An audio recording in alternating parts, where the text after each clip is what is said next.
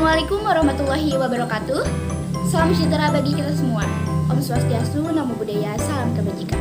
Halo teman-teman semuanya, bertemu lagi bersama kami dari kelompok 7 mata kuliah Kurikulum dan Pembelajaran Universitas Pendidikan Indonesia Kampus Tasikmalaya.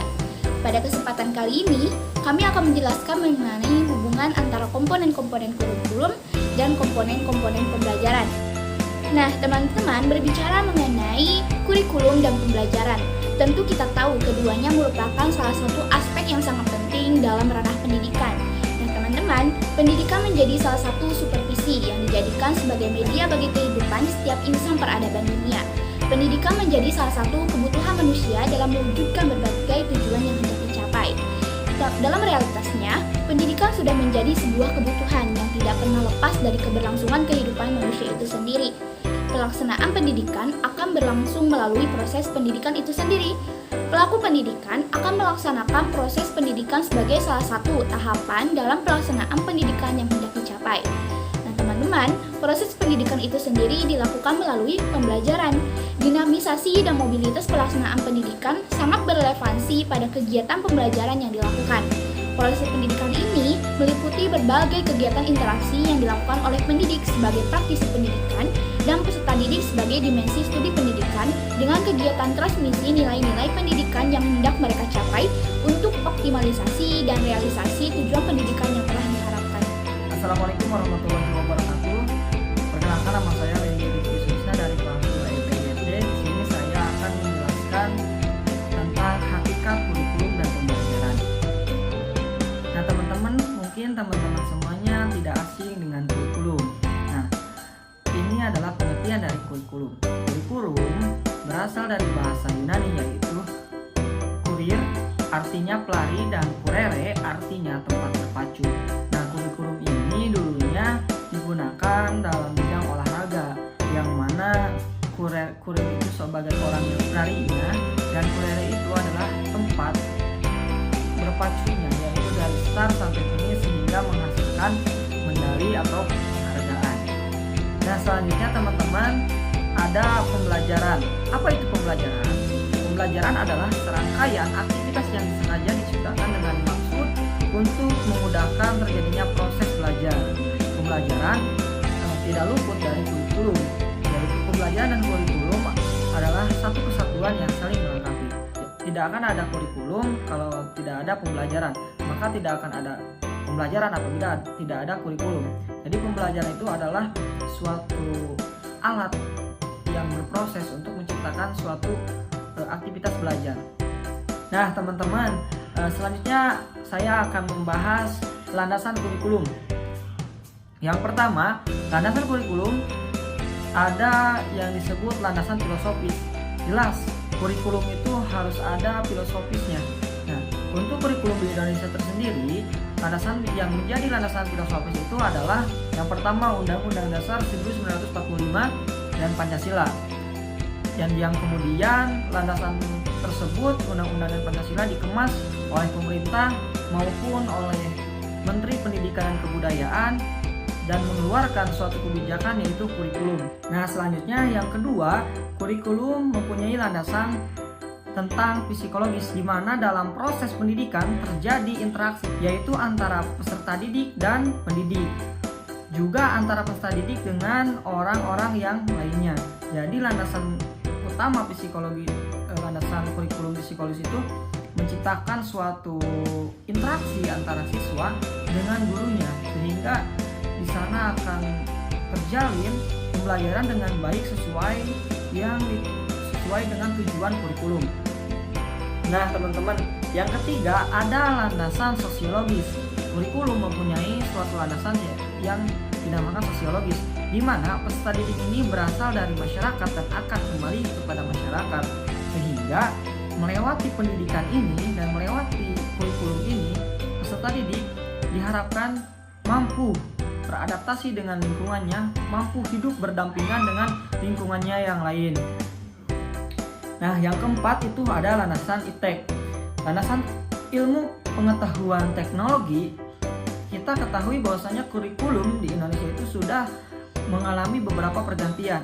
Maka dari itu, Tujuan digantinya kurikulum atau di pembarunya kurikulum ini menyesuaikan dengan perkembangan zaman dan perkembangan globalisasi maupun perkembangan teknologi, sehingga peserta didik di Indonesia mampu menyesuaikan dengan perkembangan zaman yang semakin kesini semakin canggih. Dan pembelajaran pun di sekolah harus menyesuaikan dengan perkembangan zaman di era globalisasi yang semakin luar biasa ini. Nah, kemudian teman-teman, di sini saya juga akan memaparkan landasan dari pembelajaran. Yang pertama ada landasan formal. Jelas teman-teman, pembelajaran ini adalah suatu kegiatan yang bersifat formal maupun non formal. Dikarenakan bahwasanya sekolah dasar ini yaitu adalah lembaga formal yang saling berkaitan dengan dinas pendidikan wilayah, dinas pendidikan provinsi maupun Kementerian Pendidikan dan Kebudayaan yang mengeluarkan kebijakan-kebijakan tentang pembelajaran di sekolah dasar, teman-teman. Ini yang menjadi landasan filosofis dari suatu pembelajaran. Kemudian yang kedua, pembelajaran ini harus mempunyai landasan teoristik konseptual, di mana setiap pembelajaran itu dikemas dengan menarik dan mempunyai konsep pembelajaran, sehingga pembelajaran akan menghasilkan suatu karya ataupun suatu hasil untuk peserta didik yang akurat, dikarenakan bahwasannya pembelajaran ini sudah dikonsep dengan matang oleh guru. Ini yang menjadi harus landasan pembelajaran di sekolah dasar. Nah, teman-teman, yang terakhir yaitu ada landasan operasional. Jelas teman-teman, di sekolah dasar khususnya itu ada beberapa operasional sekolah.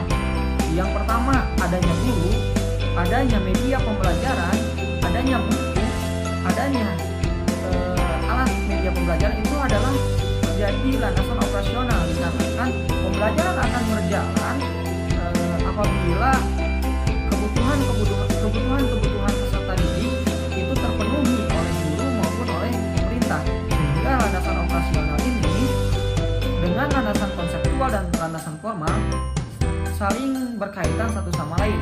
Maka dari semua ini akan menciptakan pembelajaran yang sesuai. Nah, maka dari tiga ini akan menghasilkan suatu pembelajaran yang sesuai dengan kebijakan ataupun sesuai dengan arahan dari kurikulum itu.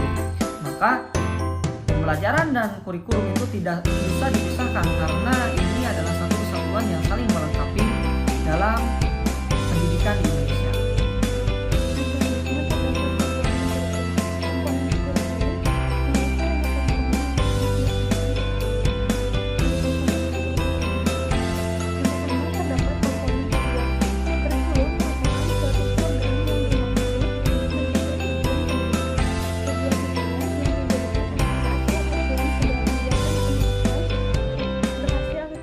Program pembelajaran di sekolah dapat diukur dari seberapa jauh dan seberapa banyak pencapaian tujuan-tujuan tersebut. Nah, tujuan kurikulum biasanya terbagi atas 3 level atau tingkatan, yaitu yang pertama, tujuan jangka panjang atau AIPS, yang kedua, tujuan jangka menengah atau goals, dan yang ketiga, tujuan jangka pendek atau objektif. Yang selanjutnya terdapat komponen isi atau materi. Isi kurikulum meliputi jenis-jenis bidang studi yang akan diajarkan. Bidang-bidang studi tersebut disesuaikan dengan jenis, jenjang, maupun jalur pendidikan yang ada. Yang selanjutnya terdapat komponen strategi pembelajaran.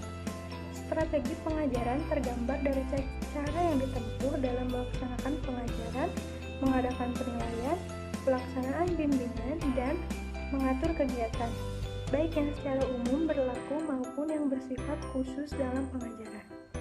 Selanjutnya terdapat organisasi. Komponen organisasi berkaitan dengan bagaimana materi disusun atau diorganisasikan sehingga peserta didik memperoleh pengalaman belajar untuk mencapai tujuan. Organisasi materi dan pengalaman belajar memiliki 2 dimensi, yaitu horizontal dan vertikal. Yang selanjutnya ada kurikulum. Kurikulum terdiri dari komponen-komponen yang membentuknya, dan antara komponen yang satu dengan yang lain saling berkaitan dan tidak bisa dipisahkan. Komponen kurikulum terdiri dari komponen tujuan, komponen materi, komponen metode, komponen organisasi dan komponen evaluasi. Yang selanjutnya terdapat komponen-komponen pembelajaran. Yang pertama ada tujuan pembelajaran. Tujuan pembelajaran merupakan suatu target yang ingin dicapai oleh kegiatan pembelajaran. Tujuan pembelajaran ini merupakan tujuan antara dalam upaya mencapai tujuan-tujuan lain yang lebih tinggi tingkatannya, yakni tujuan pendidikan dan tujuan pembangunan nasional. Secara rinci, hierarki tujuan tersebut dapat digambarkan sebagai berikut.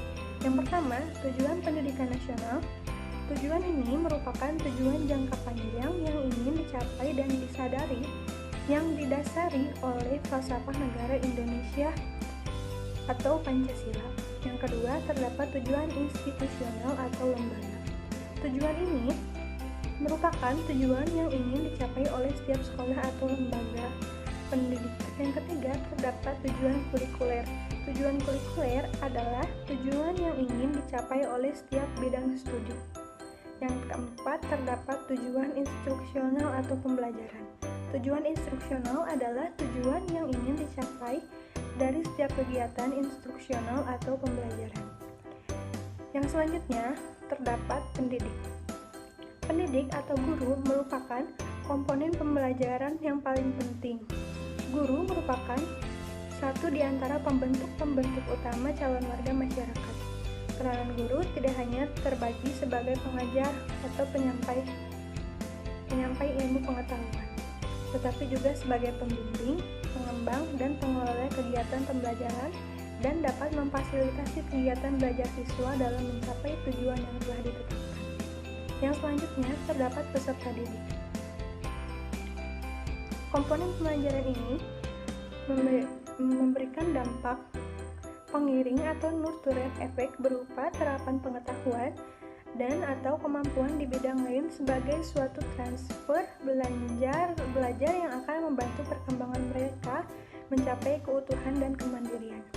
Yang selanjutnya terdapat kurikulum.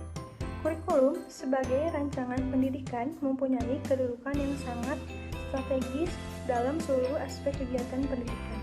Yang selanjutnya yaitu media. Menurut Gerlach, secara umum media itu meliputi orang, bahan, peralatan, atau kegiatan yang menciptakan kondisi yang memungkinkan siswa memperoleh pengetahuan, keterampilan, dan sikap. Selain itu juga ada yang berpendapat bahwa media pengajaran meliputi perangkat kelas atau hardware dan perangkat lunak atau software. Yang selanjutnya terdapat evaluasi. Evaluasi pada hakikatnya merupakan suatu proses membuat keputusan tentang nilai atau suatu objek. Keputusan evaluasi atau value judgment tidak hanya didasarkan kepada hasil pengukuran atau quantitative description, dapat pula didasarkan kepada hasil pengamatan atau qualitative description. Nah, teman-teman, setelah kita mengetahui, mendengarkan apa itu hakikat dari kurikulum, hakikat dari pembelajaran, lalu komponen-komponen kurikulum, komponen-komponen pembelajaran, maka kita akan menarik sebuah generalisasi. Di sana kita akan mengetahui bahwasannya kurikulum beserta komponennya, pembelajaran beserta komponennya memiliki saling keterkaitan antara keduanya, di mana keduanya akan saling menyempurnakan satu dengan yang lainnya untuk mewujudkan suatu optimalisasi pendidikan. Lalu apa sih hubungan antara komponen-komponen kurikulum dan juga komponen-komponen pembelajaran itu sendiri? Nah teman-teman, kurikulum dan pembelajaran merupakan aspek penting dalam proses pendidikan. Kurikulum dan pembelajaran dapat diumpamakan sebagai dua mata logam yang keduanya tidak bisa dipisahkan dan saling berkaitan antara satu dengan yang lainnya. Dari perumpamaan tersebut teman-teman, dapat kita katakan bahwasannya ketika kita berbicara mengenai kurikulum, maka kita juga berbicara pula mengenai pembelajaran. Begitupun sebaliknya teman-teman. Maka kurikulum tanpa pembelajaran hanya akan menjadi sebuah rencana yang tidak berguna. Selain itu teman-teman, pelaksanaan pembelajaran tanpa kurikulum akan tidak berjalan dengan efektif dan efisien. Strategi pembelajaran, media pembelajaran, model, ataupun metode pembelajaran yang telah disusun oleh pendidik tanpa ada kurikulum di dalamnya akan berdampak pada tidak efektif dan optimalnya pembelajaran tersebut. Dapat kita bayangkan teman-teman, kurikulum dimaknai sebagai sebuah rencana, pedoman dalam pelaksanaan pembelajaran. dan pembelajaran dapat kita maknai sebagai sebuah kemudi pelaksanaan pendidikan. Ketika kemudi tersebut berjalan tanpa arah, maka perjalanan yang dilalui tidak akan berjalan dengan semestinya. Pun, dengan perjalanan pendidikan melalui pembelajaran tanpa adanya arahan dari kurikulum, maka dampaknya pelaksanaan pendidikan tersebut tidak akan berjalan dengan semestinya. Nah, teman-teman, melihat pada struktural komponen-komponen kurikulum dan pembelajaran, terdapat relevansi yang sangat berkesinambungan. Keterhubungan tersebut sangat memiliki urgensi yang sangat penting bagi realisasi komponen-komponen keduanya, baik itu komponen-komponen kurikulum maupun komponen-komponen pembelajaran. Untuk melihat relevansi atau keterkaitan di antara keduanya dapat dilihat melalui komponen-komponen yang terkandung dari keduanya. Dalam komponen-komponen kurikulum termuat mengenai tujuan pembelajaran, strategi pembelajaran, materi pembelajaran, organisasi kurikulum, serta evaluasi. Nah, seperti kita ketahui, komponen-komponen tersebut dilaksanakan dan disusun untuk membentuk suatu keberhasilan dalam proses pembelajaran. Komponen-komponen yang berada pada unsur kurikulum sepenuhnya memfokuskan pada penyusunan rencana bagi pelaksanaan pembelajaran. Nah, selain itu teman-teman, komponen-komponen kurikulum dibentuk sebagai sebuah rancangan bagi pelaksanaan pembelajaran yang optimal. Selain itu, melihat pada komponen-komponen pembelajaran pun kita dapat mengetahui bahwa komponen-komponen yang terdapat dalam pembelajaran itu terdiri dari beberapa komponen, meliputi ada pendidik, peserta didik, lalu ada kurikulum, strategi, media, evaluasi, serta tujuan pendidikan. Komponen-komponen yang berada pada unsur kurikulum sepenuhnya memfokuskan pada penyusunan rencana bagi pelaksanaan pembelajaran. Dan selain itu teman-teman, komponen-komponen kurikulum dibentuk sebagai sebuah rancangan bagi pelaksanaan pembelajaran yang optimal. Selain itu, melihat pada komponen-komponen pembelajaran pun kita dapat mengetahui bahwa komponen-komponen yang terdapat dalam pembelajaran itu terdiri dari beberapa komponen, meliputi ada pendidik, peserta didik, lalu ada kurikulum, strategi, media, evaluasi, serta tujuan pendidikan. Nah, teman-teman, dalam komponen tersebut termuat komponen kurikulum, sehingga dapat dipahami bahwasannya kurikulum merupakan salah satu bagian dalam komponen pembelajaran itu sendiri. Kurikulum dan pembelajaran sangat tidak bisa dipisahkan. Kurikulum berperan sebagai rancangan dan pengaturan proses pembelajaran, sementara pembelajaran berperan sebagai pelaksana dari rancangan dan pengaturan yang termaktub dari kurikulum. Nah, teman-teman, sehingga kita dapat menarik sebuah kesimpulan generalisasi dari konsep keterhubungan antara komponen-komponen kurikulum dan komponen-komponen pembelajaran. Di mana secara sederhana teman-teman, keterkaitan antara keduanya khususnya dalam komponen-komponen dari keduanya yakni kurikulum sebagai perancang rencana dan peraturan dan pembelajaran sebagai pelaksana dari rencana dan peraturan yang dibentuk oleh kurikulum. Dengan demikian, komponen-komponen pembelajaran merupakan pelaksana bentuk implementasi dari komponen-komponen kurikulum untuk mencapai tujuan pendidikan yang diharapkan. Selain itu teman-teman, komponen-komponen kurikulum dan komponen-komponen pembelajaran memiliki relevansi yang berkesinambungan. Komponen-komponen kurikulum dibentuk karena adanya kebutuhan dan permasalahan-permasalahan sebagai evaluasi dan refleksi pelaksanaan pembelajaran yang dilaksanakan. Pengembangan dalam kurikulum terjadi akibat dari hal tersebut. Nah, teman-teman, komponen-komponen pembelajaran pun dilaksanakan sesuai dengan rancangan dan arahan dari komponen-komponen kurikulum. Kurikulum dan pembelajaran menjadi dua sisi yang tidak terpisahkan. Keduanya saling berkaitan dan membutuhkan. Keduanya saling berperan, memiliki peran yang sangat menyempurnakan satu dengan yang lainnya untuk pengembangan optimalisasi pendidikan dan realisasi tujuan pendidikan yang paripurna.